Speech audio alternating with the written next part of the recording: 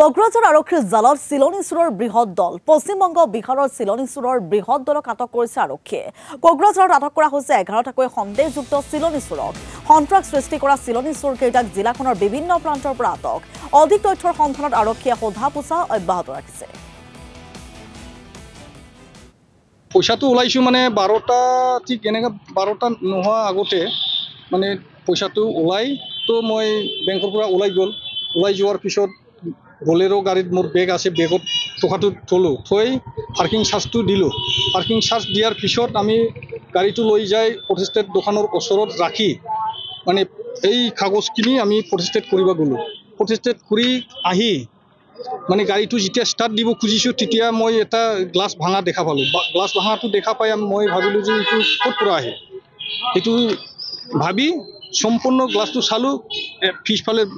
গ্লাছটো সব ভাঙা তাৰপিছত মই ভাবিছো এনে নিজে কি এনেকৈ ভাঙে বস্তুটো এনেকৈ ভাবি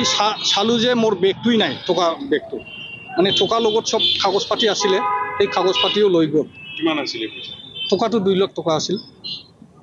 এতিয়া পুলিচে স্পটত গৈছিল স্পটত গৈ সুধি পেলাই বিচাৰি আছে এতিয়া কি কৰে সেইটো মই ক'ব নোৱাৰে